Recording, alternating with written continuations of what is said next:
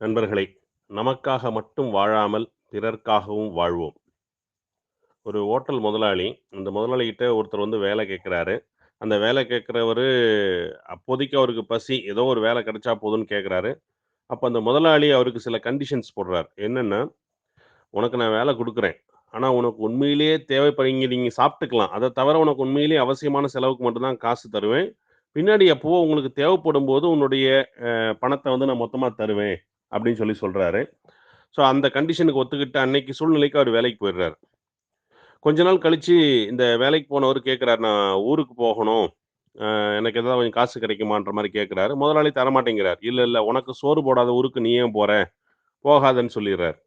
So இவரு சரி வேற வழி இல்லாம முதலாளி சொல்லிட்டாருன்னு சொல்லி போகாம இருக்காரு. கொஞ்ச நாள் ஆக, ஆக அவருடைய அந்த முதலாளியுடைய அன்பு வந்து இவருக்கு பிடிச்சிருச்சு. சரி அவர் ஏதோ காரணத்தோட தான் செய்றாருன்னு சொல்லி அதெல்லாமே ஏத்துக்கிறாரு.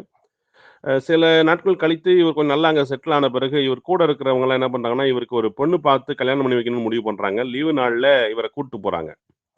ஆனா, இது முதலாளி என்ன சொல்லுவாரோன்றதுனால அவருக்கு தெரியாம இவங்க கூட்டு போறாங்க. ஆனா, பொண்ணு பார்த்தாலும் யாரும் இவருக்கு பொண்ணு குடுக்கல. ஏன்னா, இவரு வந்து ஹோட்டல்ல வேலை செய்றாரு. இவருக்கு என்ன வருமானம் இருக்கு அப்படின்ற மாரி யாரும் ஹெல்ப் பண்ணல. பட் இது ஓரளவுக்கு அரசல் புரசலா அந்த முதலாளிக்கு தெரிஞ்சாலும் அவர் அத பெருசா கண்டுக்கல. சரி ஓகே. இப்படியே போயிட்டுருக்கு. இந்த சூழ்நிலையில கிட்டத்தட்ட ஒரு 5 வருஷத்துக்கு மேல ஆகுது. ஆன பிறகு இந்த ஹோட்டல் முதலாளி இந்த தொழிலாளி கூப்ட்டு போறார். ஒரு புது இடத்துக்கு கூட்டு போறாரு. ஒரு அந்த அந்த சிட்டியில முக்கியமான இடம் அது. அந்த இடத்துல போயிட்டு ஹோட்டலே இல்லங்க. ஆனா சிட்டியில முக்கியமான இடம், பரபரப்பான இடம். இந்த இடத்துல ஒரு ஹோட்டல் வச்சா ஓடுமான்னு கேட்கிறாரு. இவரு கண்டிப்பா ஓடும் அப்படிங்கிறாரு. அப்படின்னா இங்க நம்ம ஒரு கடைய பார்ப்போம்ன்னு சொல்லி அங்க ஒரு கடைய பார்த்து அட்வான்ஸ் குடுக்குறாரு. அந்த கடைக்கு தேவையான சாமான்கள்லாம் வாங்குறாரு. இந்த நம்ம தொழிலாளி அந்த இப்போ ஏற்பாடுகள்லாம் செய்ய சொல்லி சொல்லிர்றாரு. தொழிலாளி எல்லாத்தையும் அத பண்றாரு. கூட வந்து பார்த்தீங்கன்னா, அந்த பழைய கூட வேலை செஞ்ச மற்ற தொழிலாளர்கள்லாம் போயிட்டு அவருக்கு ஹெல்ப் பண்றாங்க. எல்லாம் ரெடி ஆயிட்டு, இன்னும் அடுத்த வாரம் திறப்பு விழா அப்படிங்கிற அளவுக்கு இருக்கு. இந்த சூழ்நிலையில முதலாளி அவர் கூப்பிடுறாரு. "இந்த கடை உனக்காகத்தான் நான் ரெடி பண்ணேன். இந்த கடை உன்னோட கடை. இவ்வளோ நாள் நான் உனக்கு சம்பளமா குடுக்காதத நான் இந்த கடையா உனக்கு பண்ணி குடுத்துருக்கிறேன். அது இல்லாம இன்னும் கொஞ்சம் காசு நான் எக்ஸ்ட்ரா போட்டு குடுத்துருக்கிறேன்." அப்படின்னு சொல்றாரு. இவருக்கு ஆச்சரியம் ஆயிடுச்சு. சரி, அப்போ சொல்றாரு, "நீ வந்து இந்த கடைய திறப்பு விழா பண்ணும்போது உங்க சொந்தக்காரர்லாம் இப்ப கூப்பிடுங்க."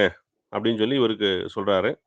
அதேபோல இவரு அந்த கடை திறப்பு விழாவுக்கு சொந்தக்காரர்லாம் கூப்பிடுறாரு. ஊருக்கு போயிட்டு எல்லாரையும் கூப்பிடுறாரு. எல்லாரும் வராங்க. எல்லாரும் பார்த்து ஆச்சரியப்படுறாங்க, சந்தோஷப்படுறாங்க. பரவால்ல இவரு ஒரு கடைக்கு சொந்தக்காரன்னு சொல்லிட்டு. அப்போ இவருடைய நிலைமையெல்லாம் பார்த்துட்டு, இவருடைய வசதி இப்போ கொஞ்சம் ஒரு கடைலாம் வச்சுட்டாரு, முதலாளி ஆயிட்டாருங்கிறதுனால, இவருடைய தூரத்து சொந்தக்காரர் ஒருத்தர் இவருக்கு பெண்ணு குடுக்குறேன்னு சொல்றாரு. அப்புறம் இவருக்கு திருமணமும் நடக்குது. அந்த முதலாளி இவருக்கு சொல்லிக் குடுத்த விஷயம் என்னன்னா, "உனக்காக மட்டும் வாழாத. உன்னை நம்பியிருக்கும் அனைவரையும் வாழவை" அப்படிங்கிறாரு. அத வந்து தாரக மந்திரமா இவர் கடைபிடிக்கிறாரு. ஒரு குறிப்பிட்ட காலம் கழிச்சு அந்த முதலாளி இறந்த பிறகு, அந்த இறுதி உருவத்தில இவர் உண்மையான வருத்தத்தோட நடந்து போறாரு. நம்ம முதலாளி இந்த மாரி நமக்கு வாழ்க்கைய பண்ணி குடுத்தாரு. அவர் இறந்துட்டாருன்னு சொல்லி. இவர மாரி நெறைய பேர் அந்த ஊர்வலத்தில நடந்து போறாங்க, நண்பர்களே. அவங்க எல்லாருமே உண்மையான வருத்தத்தோட நடந்து போறாங்க. "இருந்தாலும் மறைந்தாலும் பேர் சொல்ல வேண்டும். இவர் போல யாரென்று ஊர் சொல்ல வேண்டும்." அவங்க எல்லாருமே அந்த வருத்தப்படுற அளவுக்கு அவர் வாழ்ந்துட்டு போறாரு. அந்த மாரி ஒரு வாழ்க்கை நாம் வாழ வேண்டும். நாம பிறருக்கு உதவுவதற்கு உங்களுக்கு சொத்து, வசதி இருந்தா உதவலாம். எதுவும் இல்ல அப்டின்னா, அட்லீஸ்ட் நம்ம வந்து நேர்மறை சிந்தனைகளை விதைக்க முடியும். நேர்மறை சிந்தனைகளை மற்றவர்களுக்கு விதைப்பதன் மூலமாக, நாமும் ஒரு உயர்ந்த மனிதராக வாழ முடியும். ஏற்கனவே நம்ம இந்த 30 நாள் பயிற்சியில ஒரு முறை மென்டார் பற்றி குறிப்பிட்டிருந்தோம். மென்டார்னா உங்களுக்கு தெரியும். ஒரு நல்ல ஆலோசனை வழங்குபவர், நமது வளர்ச்சியை முன்னெடுக்கும் நபர், நம்மீது உண்மையான அக்கறை கொண்ட நபர், இதெல்லாம் நெறைய நம்ம சொல்லியிருந்தோம். மென்டார்னா, உங்க வளர்ச்சிக்கான விஷயங்கள உங்களுக்கு சொல்லக்கூடிய ஒரு ஆலோசகர், உங்களுக்கு ஹெல்ப் பண்ணக்கூடியவர் அப்படின்னு சொல்லிட்டு. நம்மை சுற்றி உள்ளவர்களுக்கு நாம் ஏன் மென்டாராக இருக்கக்கூடாது? ஏன்னா, இப்ப நமக்கு வந்து ஒரு மென்டார் இருப்பாங்க. நம்ம போய் அவங்கள யோசனை கேட்கிறோம். நம்மை சுற்றி இருக்கிற பிறர், மற்றவங்களுக்கு நாம ஏன் ஒரு மென்டாரா, ஒரு ஆலோசகரா நாம ஏன் இருக்கக்கூடாது? அதையும் நம்ம முயற்சி பண்ணலாம். நண்பர்களே, நம்ம இந்த 9 குழுக்கள்ல ஒரு குழு வந்து பார்த்தீங்கன்னா, நாங்க கோடீஸ்வரர்கள். இந்த நாங்க கோடீஸ்வரர்கள் குரூப்போட அட்மின் வந்து மதுரை கணேசன் அவர்கள். மதுரை கணேசன் அவர்கள் எனக்கு அறிமுகம் ஆனப்போ அவர் சொல்றாரு, என்னுடைய மென்டார் அப்படின்னு ஒருத்தர குறிப்பிடுறார். அந்த மதுரை கணேசனுக்கு ஒரு மென்டார குறிப்பிடுறார். அப்புறம் யாரு என்னன்னு நான் கேட்கும்போது, அவர் நேர்ல என்கிட்ட அறிமுகப்படுத்துறாரு.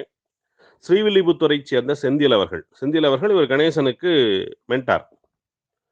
எனக்கு என்ன ஒரு ஆச்சரியம்னு கேட்டீங்கன்னா, 2 பேரும் ஒரு ஒரே ஒரு விதமான போட்டித் தொழிலில் இருப்பவர்கள். அதாவது இவருக்கு போட்டியாளர் அவர் தொழில் ரீதியாக. ஆனால், செந்தில் அவர்கள் கணேசனுக்கு மென்டார். இது ஆச்சரியப்படுத்துது. கணேசன் அவர்களுடைய தொழில் வளர்ச்சிக்காக, அந்த தொழில் சிறப்பாக நடைபெறுவதற்காக நெறைய சரியான ஆலோசனைகள வந்து செந்தில் வழங்கிக்கிட்டு இருக்கார். இது இன்னும் என்ன ஆச்சரியப்படுத்துது. அப்போ நாம் மற்றவர்களுக்கு ஒரு நல்ல விஷயங்களை கொடுக்க முடியும். அதாவது ஆப்போசிட்டா நெ போட்டியாளரா தொழில்ல இருக்கிற ஒருத்தரே இவருக்கு வந்து நல்ல யோசனைகளை வழங்குகிறார். இவருக்கு ஒரு மென்டாராக அவர் இருக்கிறார்ன்னும்போது, நாம் ஏன் நம்மை சுற்றி இருப்பவர்களுக்கு நல்ல விஷயங்களை கொடுக்கக்கூடாது? நேர்மறை சிந்தனைகளை விதைக்கக்கூடாது என்பதை யோசியுங்கள் நண்பர்களே. நீங்கள் யாரை உங்கள் மென்டார் என்று நினைக்கிறீர்களோ, அவர்களிடம் உங்களை ஒப்படைத்து விடுங்கள். நீங்க ஒருத்தர மென்டார் நினைச்சீங்கன்னா, அவர வந்து அவர்கிட்ட நீங்க உங்கள ஒப்படைச்சுருங்க. அவர் என்ன சொன்னாலும் செய்யுங்க.